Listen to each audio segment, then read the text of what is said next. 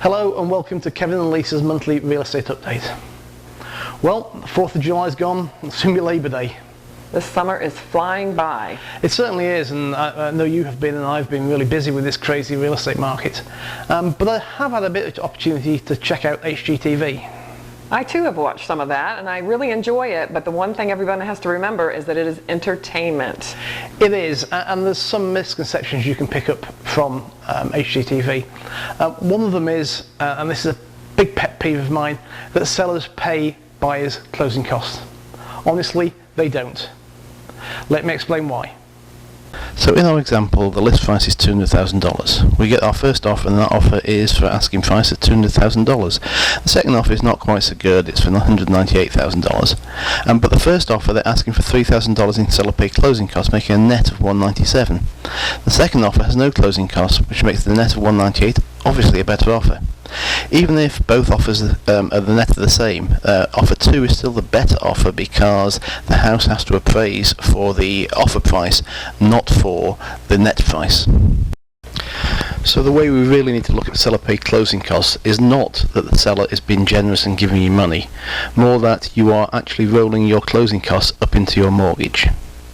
Thank you so much for that great explanation, Kevin. The other misconception that people get from HGTV is when they're out looking for a house, they have a $300,000 budget, and then they find a $200,000 house that they think that they can put the rest of the money, $100,000, into upgrading it or renovating it.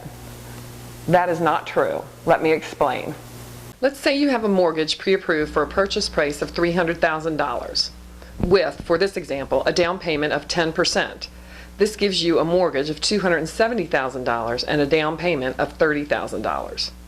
Now, say you find a home for $200,000. Working on the same basis gives a mortgage of $180,000 and a down payment of $20,000. Doing the math, $30,000 minus $20,000 leaves you $10,000 cash for renovations, not $100,000. To do $100,000 of renovation, you would need an extra $90,000 in cash. Thanks for that, Lisa. Having said all that, let us talk to Jared, our mortgage expert, and see how he can help you with renovation mortgages and construction to perm mortgages. You've just seen how the math for a traditional mortgage will not work with a renovation project.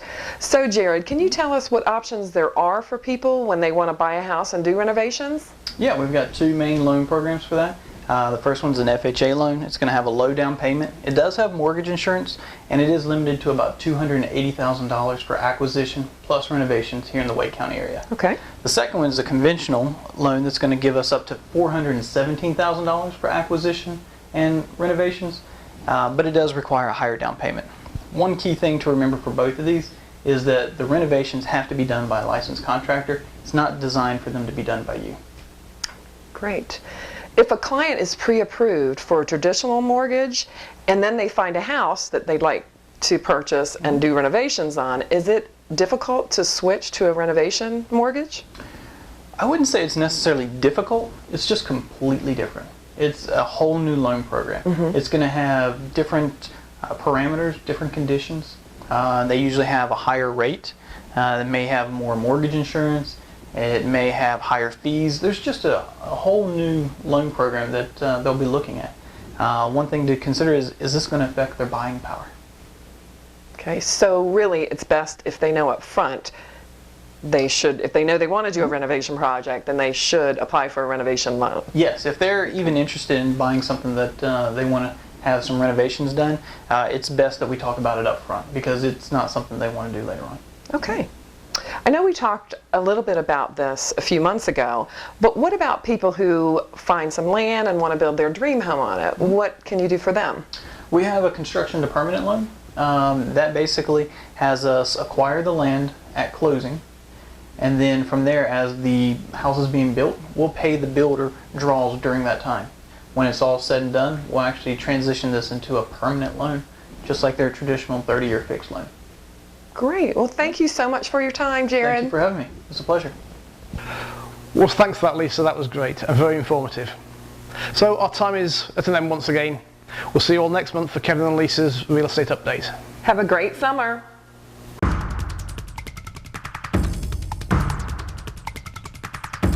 Welcome to Kevin and Lisa's monthly real estate update. Blah. Yeah. Start again. Welcome to Kevin and Lisa's monthly real estate update. Well, 4th of July is over. It'll soon be Labor Day. I mean it. This summer has Flown by. I have no idea why that's difficult.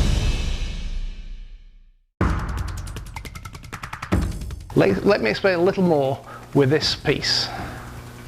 I don't like that with this piece. I don't like. And let me explain that to you. I shouldn't have looked at you right away like that. You shouldn't look So at me stupid. right away because.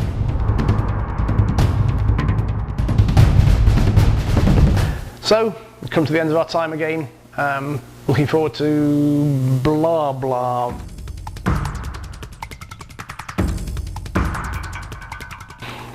Thanks for that, Lisa, that was great.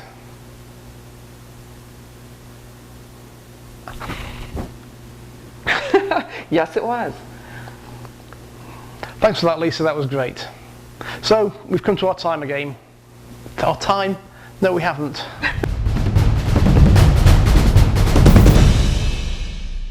Oh God, wait, I got my glasses on. Take two.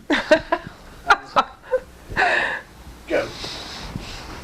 You've just seen how the math for a traditional mortgage won't really work for renovation projects. So Jared, can you tell us what people can do if they want to do a Yeah, I can tell you.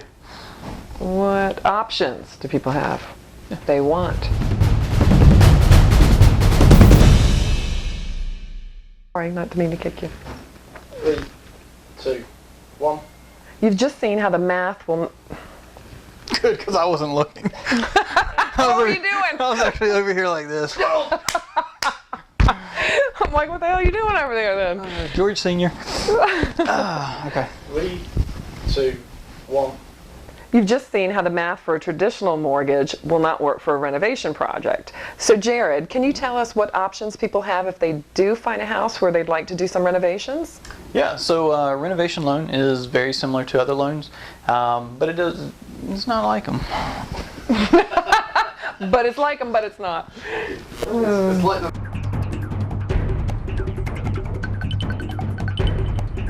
You can go all the way up to $417,000 for your total loan, meaning the acquisition of the land. house with the city on it.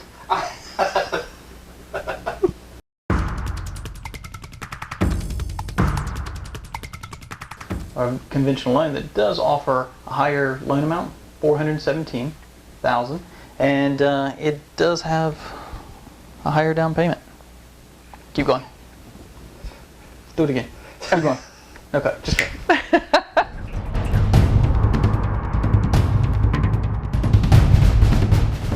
3, 2, 1. You've just seen it to math. 3, 2, 1. You've just seen the math that shows that. I don't. What the? All right, here we go. 3, 2, 1. You've just seen how the math for a traditional mortgage would not work for a renovation project.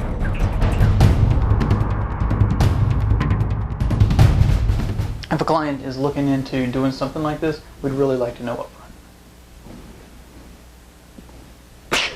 The only reason I'm laughing is because that was for me, wasn't it? It was. And then you said it. So. You answered the second question first. Exactly, that's right. That was for her? Why'd you give it to me then? I thought you were nearly finished. I was nearly finished until I had to read it.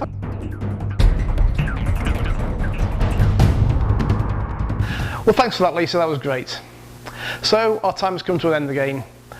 Looking forward to the rest of the summer. Me too. Yeah. They'll go by quick. They will. And we'll see you all next month for Kevin and Lisa's monthly real estate update. Enjoy your summer. That was really bad. We're doing that over. That was so.